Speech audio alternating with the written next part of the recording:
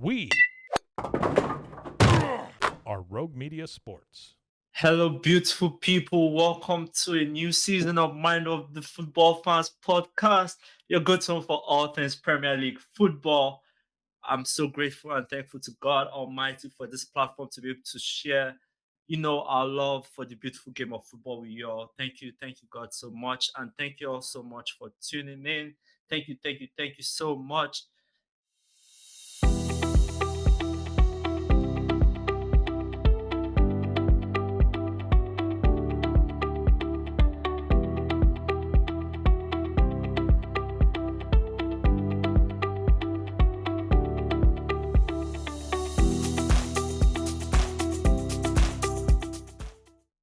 Guys, the Premier League is back, which means we are back, baby. We are back. I'm so glad to be back. I'm so happy to be back. I hope you missed us just as much as we missed you guys. We miss you guys so much. We definitely enjoyed our break. We used it to refresh, recoup, get some things right for you all so that we can give you guys the best product ever. So thank you so much.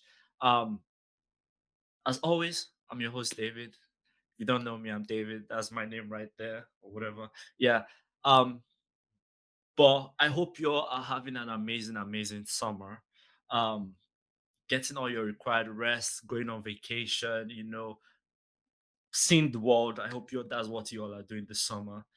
Before I go further, obviously, if I go further, if you are new to the channel, if this is your first time watching, if this is your first time tuning in, please don't forget to subscribe. Please subscribe and then hit that notification bell down below so that you'll be notified when we drop new content, when we drop, you know, things for you guys. So please, and don't forget, if new and returning subscribers, please give us a thumbs up, like this video. Thank you. And share with all your amazing friends and family because we're not going anywhere. So please let them know that we are here. Thank you all so much. Thank you. We love you guys so much. And don't forget, this is not the only place you can find us. Listen to Minor Football Fast podcast on all podcast platforms. Is it Apple Podcasts, Google Podcasts, Spotify, um, iHeartRadio, wherever you listen to the podcast. Check us out. We're on there. And check us out on our social medias, Instagram, TikTok. We're on there. We drop content for you guys there, short content. Please check us out there. If you don't want to watch the long form on YouTube, that's okay. If you don't want to listen to the long form on Spotify, that's okay. Check out our socials because we drop short content, the big storylines on there. So check us out. Thank you so much. Mind Old Football Fans Podcast. Yes. And before we jump into the amazing stuff, as I said, we were working on some things in the background. I want to use this opportunity to share it with you guys. The Premier League is kicking off this Friday. The big game of the match week one, is Arsenal versus Manchester United. And we're so excited. I'm so excited. The team so excited to tell you guys that we'll be having live watch alongs every match week. Well, I don't know every match week, but every match week that has a big game, which is pretty much every match week more or less, we'll have live watch along. So starting this match week one, Sunday, we'll have our first watch along, Manchester United versus Arsenal at Old Trafford. Join us on our YouTube channel.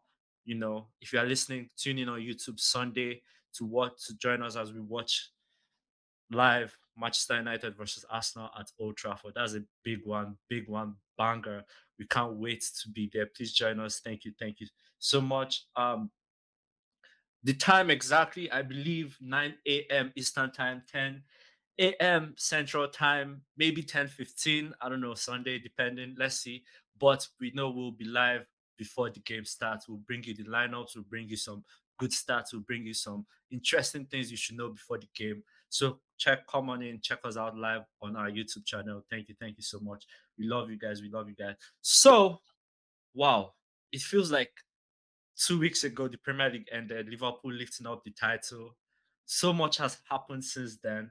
Obviously, um, the drama did not stop. Did you guys know that Chelsea lifted the Club World Cup? Did you guys know that?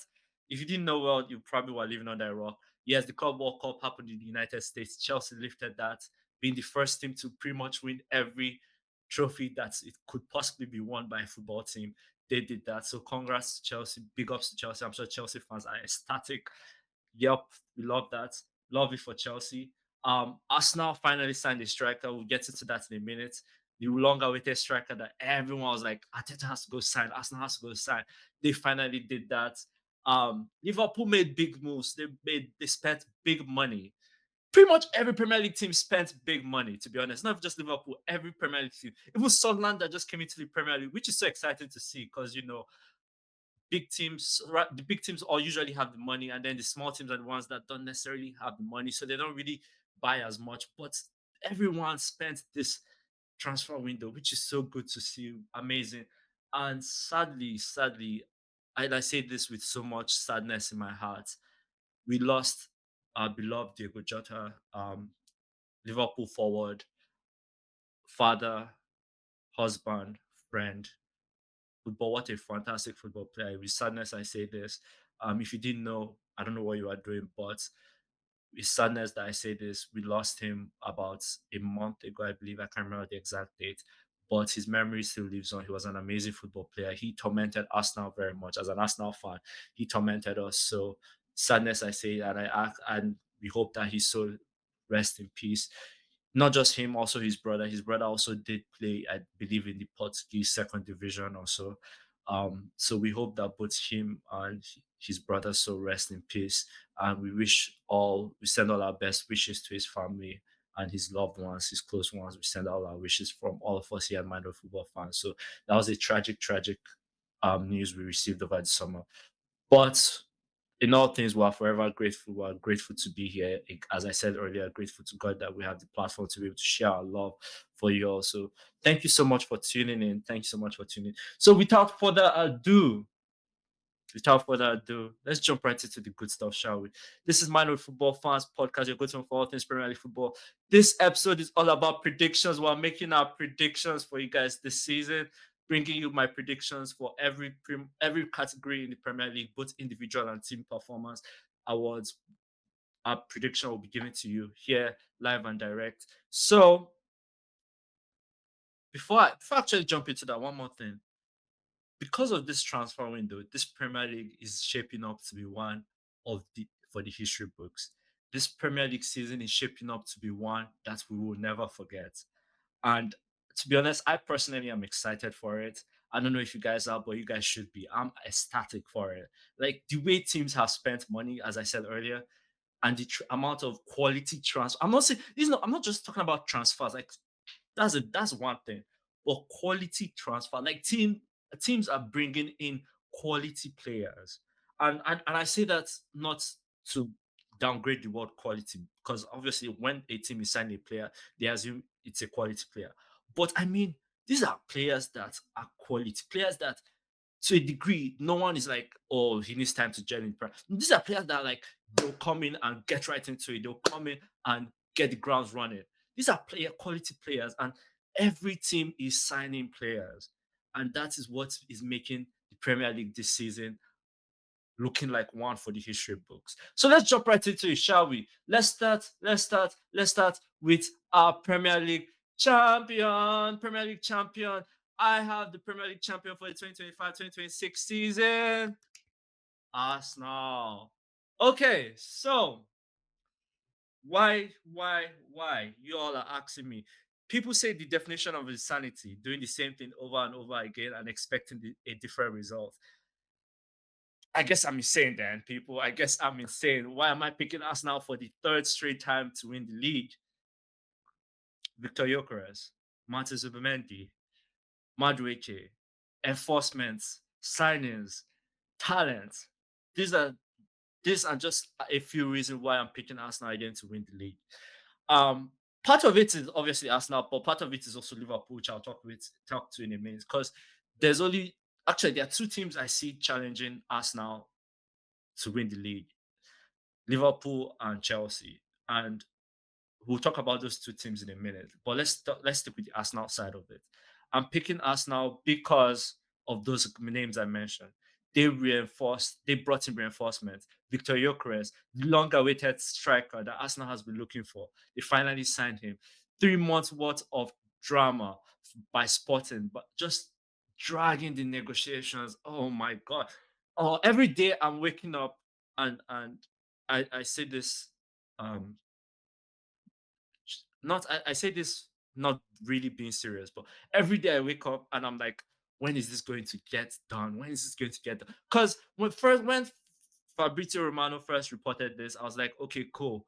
And when he was like, the deal is moving on, and they're asking for a fee. At one point, it was between Gyokeres and Sesko, and I'm like, who would I rather go for? Like I was debating who I'd rather go for as an Arsenal fan, right? And I was like, you know what, whatever, whoever we get is a striker. When it's a proper striker, either way, so I'm good with whatever.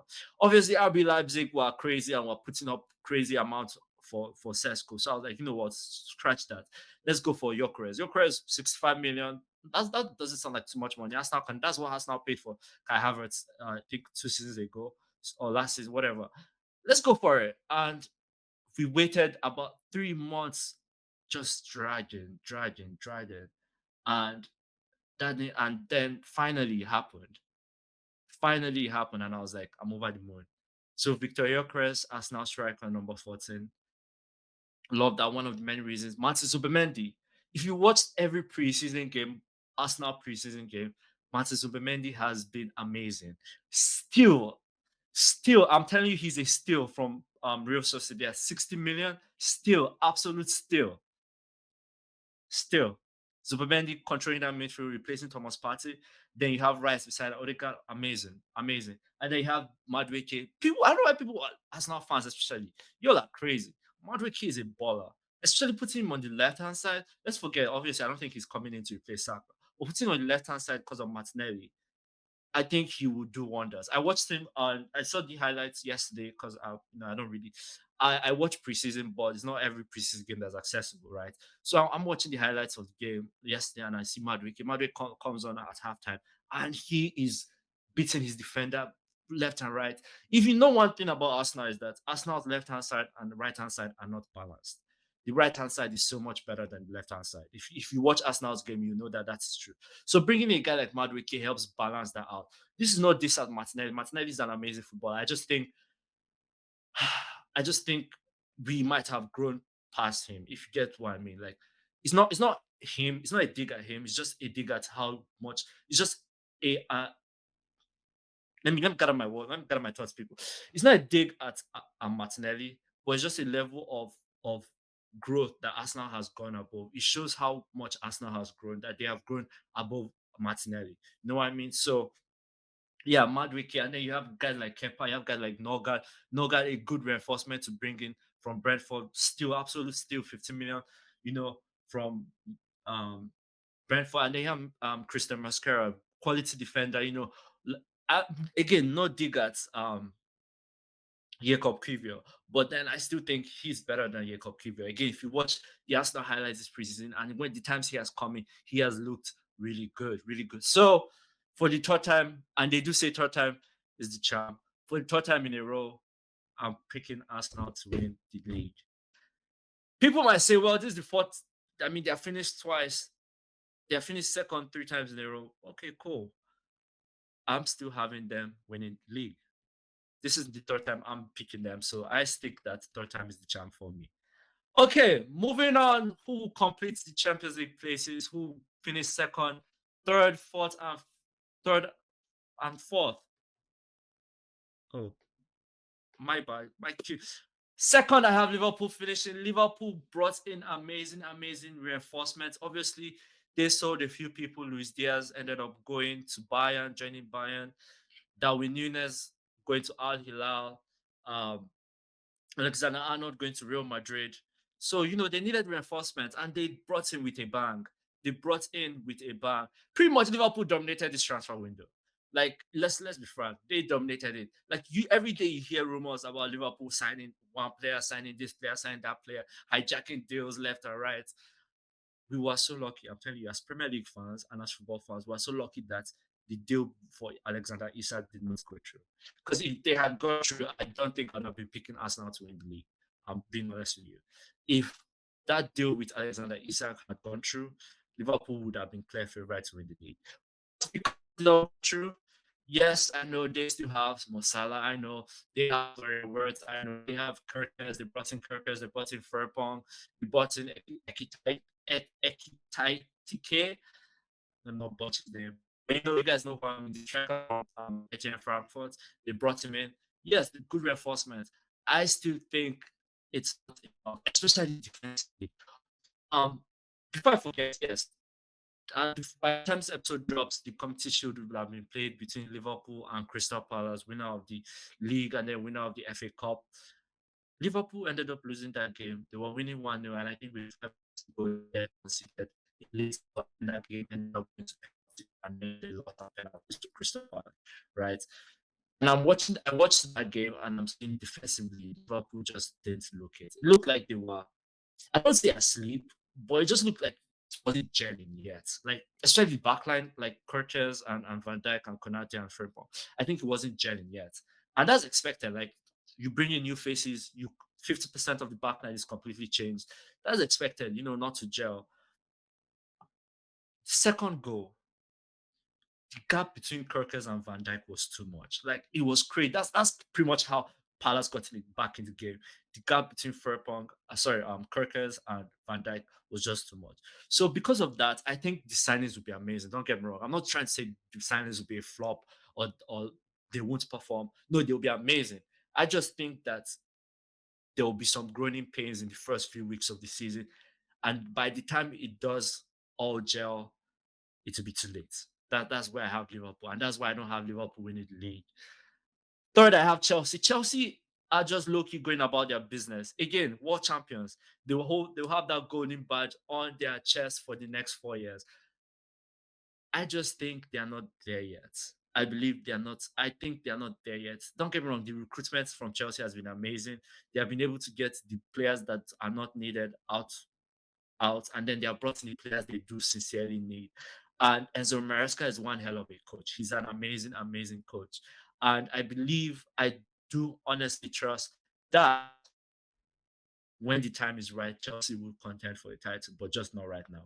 I think maturity is a big role in winning a league title. When you're going for a league title, I think maturity is a big one. And don't get me wrong, last season we were hyping them, they were first. Hyping, I was on that hype train. I was like, let's go, Chelsea winning the league, let's go. Well, little did I know that trend fell off and I had to eat my words. But this season, I'm not going to do that except they give me a good reason to. But again, I don't believe that will happen. I think they're not there yet. I think maybe two seasons from now, maybe next season, or even to Arsenal wins the league. Really. Um. So I have Chelsea finishing third. They have an amazing team. Again, as I said earlier, Liverpool and Chelsea are the two teams that I fear that can contend with Arsenal for the title in the Premier League.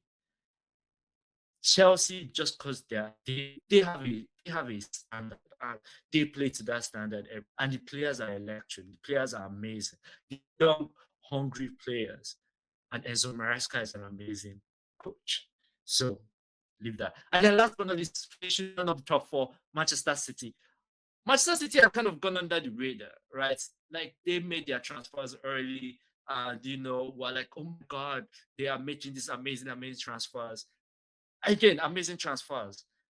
Then they go to the Club World Cup and then you will also watch when they lost Al Hilal. Well, if you didn't watch it, you should probably go watch the highlights.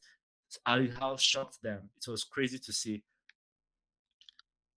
So since then, Man City have just kind of gone under the radar. Obviously, De Bruyne has gone. Um, a few other players I can't remember have gone. Rodri came back from injury and then he has re-injured himself and will be out till at least late September or something like that, if I remember the reports correctly. So, do I think they have amazing players? 100%. Do I think these players will compete? 100%. Do I think it will be enough to challenge for the title? No. I don't. I think Pep and City are done challenging for Premier League titles. I think that era of winning and winning and winning and going on 10 game win streaks and all that is done. We're not seeing that from Man City again. I don't think Man City will have the capability to be able to go on those type of runs.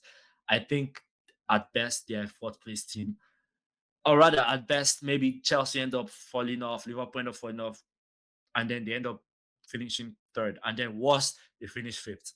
That's it. I don't think they're challenging or even going close to first. I don't just think they have enough firepower to be able to do that. Um, so that is my top four. Arsenal winning the league, Liverpool coming in second, blistering Chelsea coming in third, and last but not least in top four, Manchester City. Now, finishing up Europe, the European places, Manchester United coming in fifth. United making big moves. Manchester United making big moves. This is my question. Where is Manchester United getting the money from? Where are they getting the money to be able to afford the likes of Matheus Cunha and Brian Bemo and Benjamin Sesko? Where are they getting the money? That's my question. That's what I want to know. I don't really care that they got it. I just want to know where they got the money from. That's all. And because apparently last season we were hearing reports of having to increase prices, them having to lay over people and all that. And then for some reason they were still in the red, and for some reason they still have money to be able to go get these players. I don't know. The math isn't mathing. You know what I mean? So that's my only question for Manchester United. But other than that, exactly those players, Brian Mbemo, Matheus Cunha, and Benjamin Sesko, is practically chugged. They are just basically being chugged into Amorim's formation, Amorim's game plan. Sorry, Amorim's game plan. You have your 3-4-3, your three defenders, your three back line of Maguire, Euro, and Martinez, whoever you want to put there. I don't really care. Then you have your likes of your fullback, Amad Diallo, on the right, and then maybe either Dogu or maybe what's his name left, and then your midfield I'm going to go for a midfield of Bruno Fernandes and Ugarte. Either Bruno Fernandes and Ugarte, or Bruno Fernandes and Kobe Meno. And then you have your 3-4 players of Cunha, Umbemo, and Sesko. That's an amazing team right there. I don't think Manchester United will be the team of last season. I think if you watch them in preseason, and I hope you guys did watch them in preseason, they were amazing. And don't get me wrong, some of the games, some of the goals were penalties. Bruno Fernandes just, whatever. But the gameplay, well, to get those penalties, amazing gameplay. So it was actually fun to watch United play. Like, not necessarily as hate watching, really, but just watching as a football fan, watching them play was good to see. Like, I was actually enjoying watching Manchester United. And I do not think, again, that they will be as bad as they were last season. I think this season they will finish fifth. I have them finishing fifth. I mean, last season they finished with 9 wins? I believe 9 wins. They finished Premier League season with 9 wins. I don't see them doing that again this season. I see them at least what 38 wins, 18 wins. I mean, 25 wins in the league basically guarantees you the league title. So I'm going to go with 15 to 16 wins for Manchester United. Sixth, I have Tottenham Hotspur. Now, you will be asking me why I picked Tottenham Hotspur. Am I crazy? Am I this? Am I that? Well, if you all didn't know, if you were living under a rock, Ange Postecoglou is gone. Heung-min Son is gone. James Maddison is injured. Okay, so why are you then picking them as to finish sixth? Well, simple. Thomas Frank. Thomas Frank is a genius, people. He's amazing. Thomas Frank is amazing, people. And he's the only reason I'm picking them to finish sixth.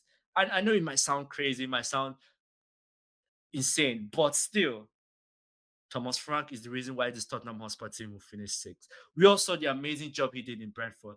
He was linked to Manchester United not too long ago. He was linked for the England job not too long ago. Tell me why Thomas Frank can't take this Tottenham Hotspur team to finish sixth. And yes, I know we'll have a conversation later about why does Tottenham deserve to play in Champions League, all that. That's a story for another day. But right now, Thomas Frank is that guy and will be that guy, and he'll be the reason why Tottenham Hotspur finished sixth. Yes, again, Son obviously left. If you didn't know, Son left to LAFC in the MLS here in the United States, and then James Maddison suffered a pretty much season-ending injury because it's an ACL injury. You cannot come back from ACL in less than 6 months, except magic happens. But you know what I mean. So they do need to bring in reinforcements. That he said. They brought in Kudos and they signed Matthias Telles from Bayern on a permanent transfer. But still, I don't think it's enough. They will have to bring in some reinforcements. Obviously, they are being linked to a number of players, but even without the reinforcements, and this is a let me take a step back. My reason for saying Thomas Frank is because I believe Tottenham will bring in reinforcements. I believe that if they do bring reinforcements, Thomas Frank will be able to guide this team to a sixth place finish, right? If they do not, if they do not, and they leave Thomas Frank hanging, I still think he can do enough to be able to get this team much more better than they did last season. Last season was the 16th, 15th. They can be so much better this season. And worst case scenario, they finished eighth. Worst case. Best case scenario is they finished above Manchester United. I'm just saying. So yeah, that's my top six. Arsenal first, Liverpool second, Chelsea third, Manchester City fourth, Manchester United fifth, Tottenham Hotspur sixth. Let me know in the comment section what you guys think, because I believe like that's a legit top six right there. That's the traditional top six. One, I'm not having Villa and the rest coming. No. I'm not saying that. I'm not saying that. But I will say this to finish up top 10. I'm going to give you guys my top 10. I have Villa finishing in seventh. Villa are still a good team. They still have Emery.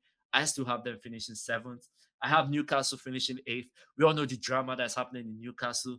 We know Isak might not probably not even play the first game of the season against Villa because apparently he has lost the trust of the team and the coach and all that fun stuff with, because if you didn't know, um he when Newcastle traveled to Asia for their preseason tour, he was trying to push a move to Liverpool. That was when the talks were still concrete and strong, and he was trying to push a move to Liverpool. So they left him behind in England and they went to Asia. And when that fell through, he was training by himself in Spain, and then he finally joined up with the team when they got back to England.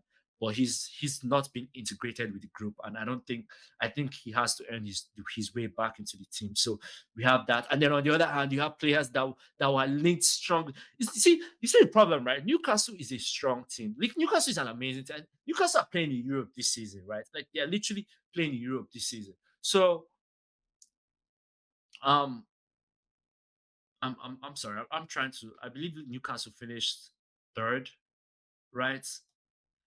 Newcastle did finish. Newcastle did finish third, but or fourth or whatever. I can't remember what if sixth, seventh. I forget. I forget. I'm sorry, guys. I'm blanking. But they are playing in Europe, right? And you expect that players should pick them. Like teams playing in Europe, players should want to go play in this team. But no, the amount of, I mean, other than Anthony Elanga, every other player they were linked to, Brian Mbemo, Benjamin Sesko, Etikai Tike, also, all players, amazing players that should want to play for Newcastle, all chose different teams. Why? Why? So you have all that just surrounding Newcastle, and I think they're a good team, but I don't think it will be enough again to propel them to go do their magical run and finish in the top six. So Newcastle finishing eighth, Brighton finishing ninth, and then Forest finishing tenth. I'm not counting out Forest. Forest were lucky they lost Antonio Elanga. They almost lost Morgan Gibbs White, but then he ended up signing a new deal with them. So credit to them.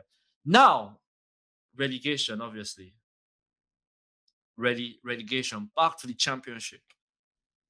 I have the three newly promoted teams going back, and I really don't want to do this, but I'm looking at the rest of the league, and I'm saying Everton, worst case scenario, Everton finishes 17th. Like Everton is the only team out of every other team in the league that I can see trying to fight for relegation. Like I don't think Wolves will not do that.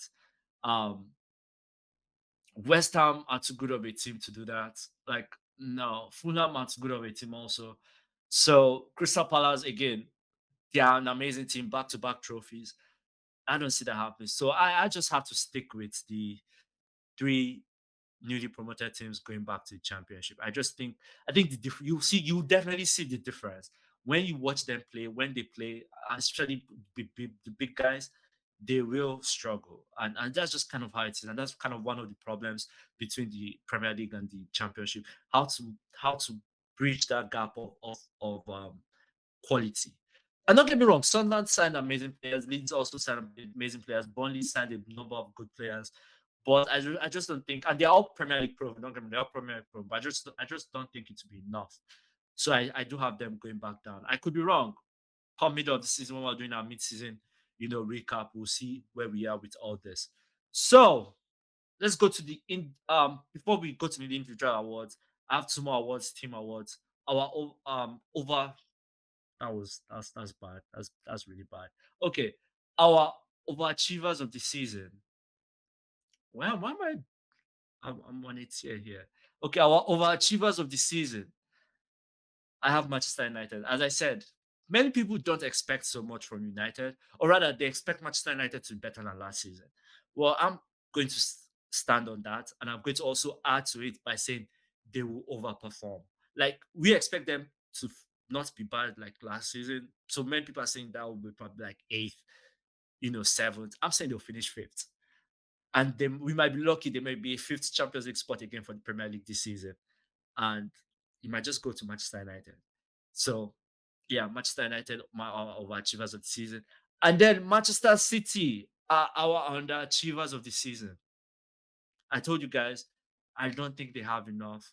And I stand on that. I don't think they have enough to compete. And, many people think that last season, Man City had a down year. I think that was just the start of them kind of going down. And I think obviously Pep came out and said that this should be the last team he'll coach. Okay. So I just think they will not perform to the standards they have held up for so long. I think it will be so bad. They might end up finishing with like what, 18 wins, maybe 17 wins, maybe, which is a complete down year for them. Probably will worse than last season. I'm having them again going trophyless this season, going trophyless. So underachievers Manchester City, overachievers Manchester United. So let's go to the individual awards. Obviously, I think you guys saw it earlier.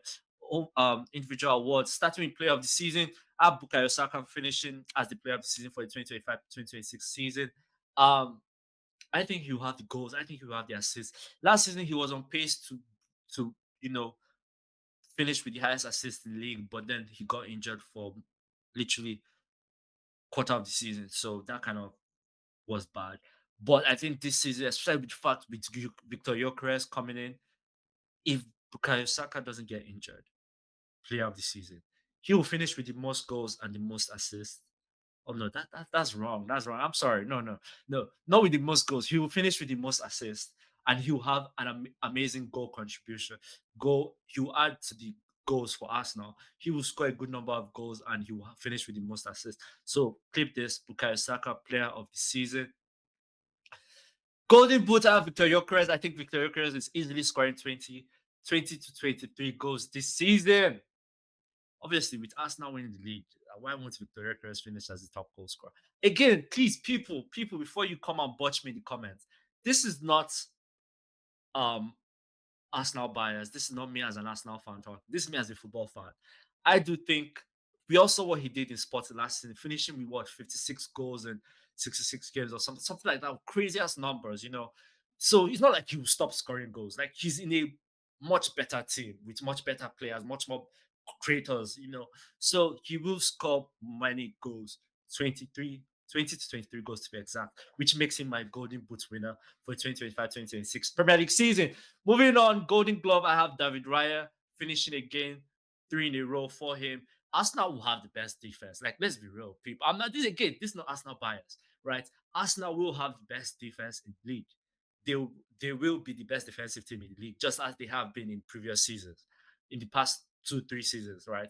So again, David Raya will have the most clean sheets and he'll win the Golden Glove again. I'm not saying too much on this.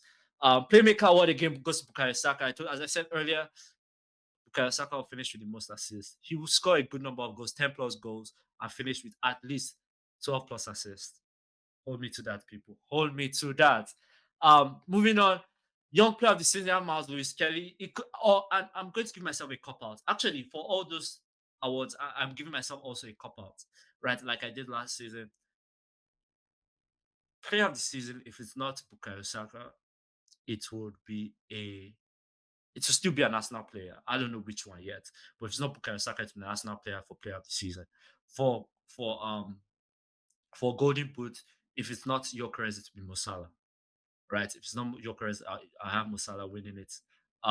For Golden Glove, if it's not David Raya, Actually, I'm never going to give myself a copper for that one. I'm sticking with David Raya. David Raya will win the Golden Glove. If it's for playmaker of the season, if it's not Bukayo Saka and I'm not an Arsenal player, I'll have Cole Palmer winning it. I have Cole Palmer with it. If it's not Bukayo Saka, to be Cole Palmer.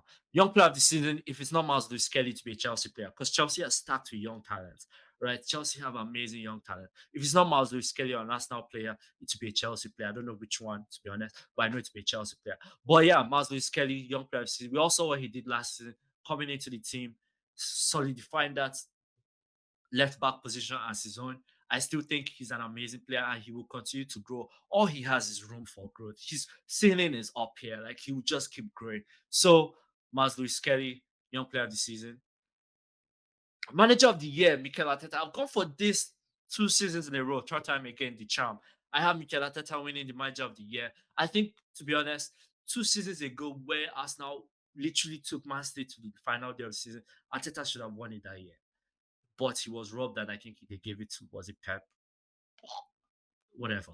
But third time is charm. Like Arsenal, Mikel Arteta, this is his year to win the Manager of the Year award.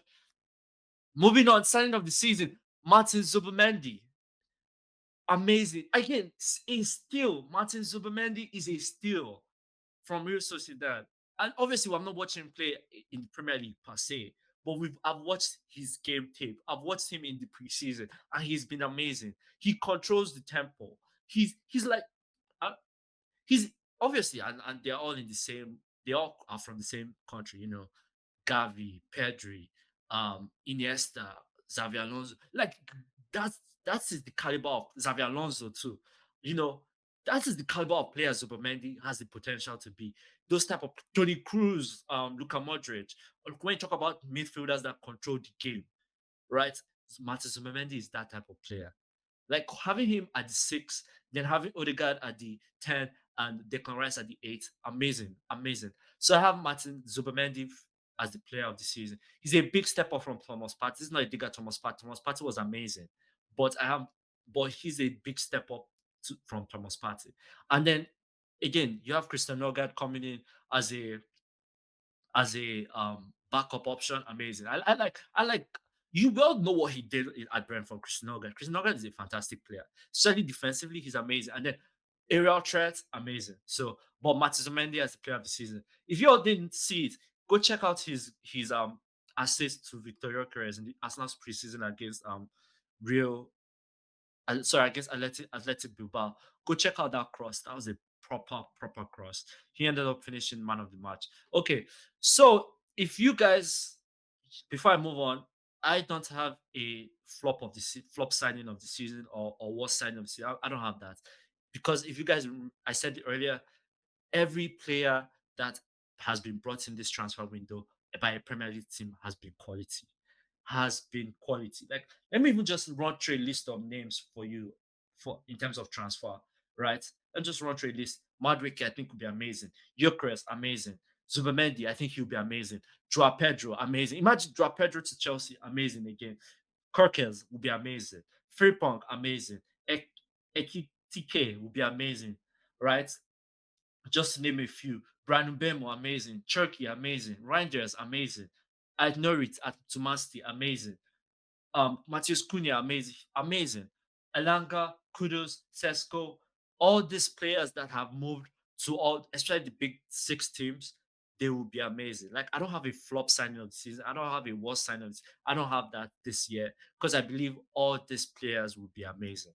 That's that. It's just a gut feeling in me, you know. So yeah, that's that rounds up my Premier League predictions for the year 2025-2026 Premier League season. Those are my predictions. I have Arsenal winning the league, Liverpool following in second, Chelsea third, and Manchester City fourth. And then Manchester United overachievers coming in fifth. And then because of Thomas Frank and reinforcements that I hope Tottenham will go in and get, sixth. And then relegation, I have the 3 newly promoted teams, Sunderland, Burnley, and Leeds going back down. And then Victoria Chris, Golden Boots, Bukayo Saka, player of the season and playmaker.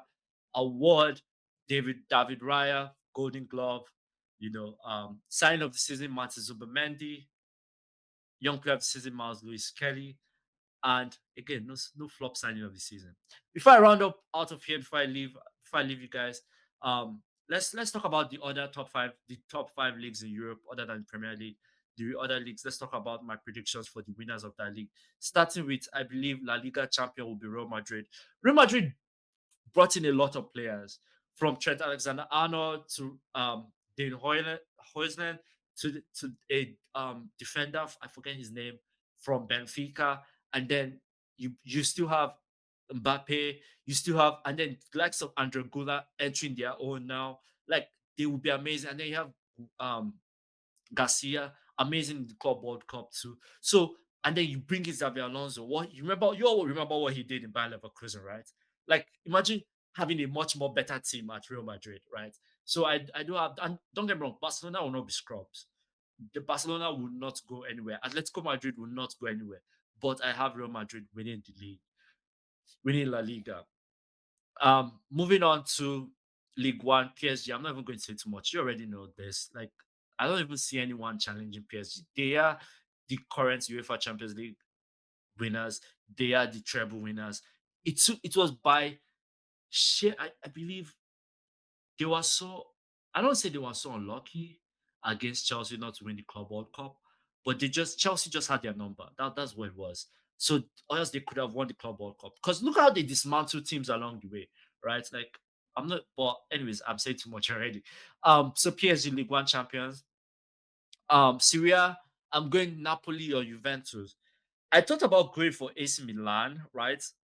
Inter, I don't trust Inter this season, especially after letting go of their previous coach. Um, I forget what his name is. I'm blanking people. But anyway, I forgot what I'm still letting go of him. I don't see Inter doing anything this season. Maybe finishing third, fourth. I think, yeah. I don't know. The new coach, I don't really trust him. So I have Napoli. I trust Antonio Conte. I trust that Napoli team. And Juventus. If Napoli don't win it, then I have Juventus winning it. So that's that. Moving on to the Dutch league, Ajax. I have Ajax actually winning it this year. We all remember what happened to them last year, the big meltdown towards the end of the season, and then they ended up losing the league to Feyenoord. I don't have that happening again this season. I think Ajax have gotten their stuff together and they would challenge, they would literally, by December, the league will be done. By December, hold me to this, by December, the Dutch league will be done.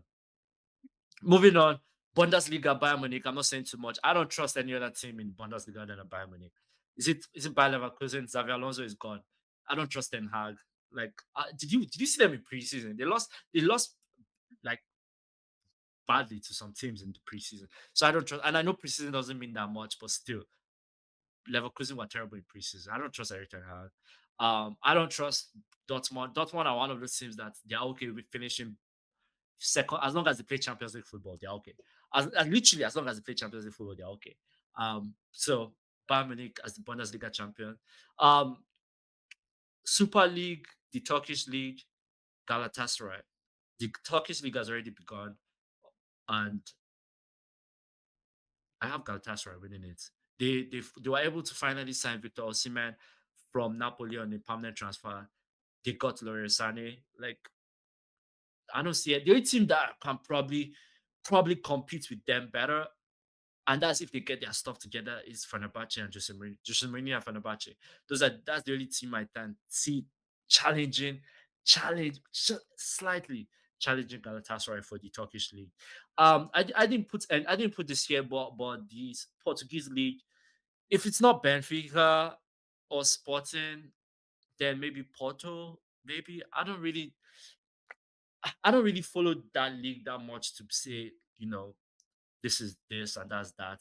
But those are the three teams I'll probably say would compete for the league title: Porto, Benfica, and Sporting. Those are the only three teams. So yeah.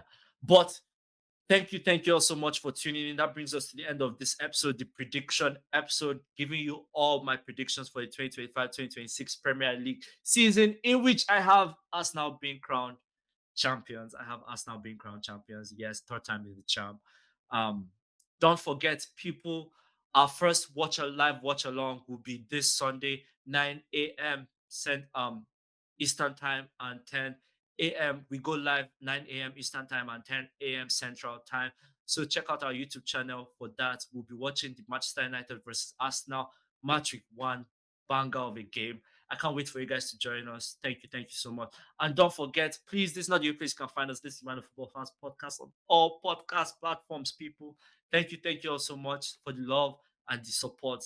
And if you are new to the channel again, please don't forget to subscribe. Hit that subscribe button down below. And hit the notification bell so that you'll be notified when we drop content here for you guys. And also when we're going live for our watch along so that you'll be notified also.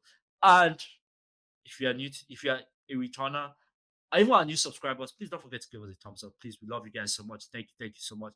Again, check out our socials, Mind of Football Fans Podcast on Instagram and TikTok, where we drop short content, short clips for you guys, and also give announcements on our watch alongs and things like that. So check us out on there and give us a follow, give us a like. Thank you all so much. We love you guys so much. Next episode would be after match week one, where we recap and break down all the drama from match week one. And don't forget again, our watch along, live watch along. Check us out.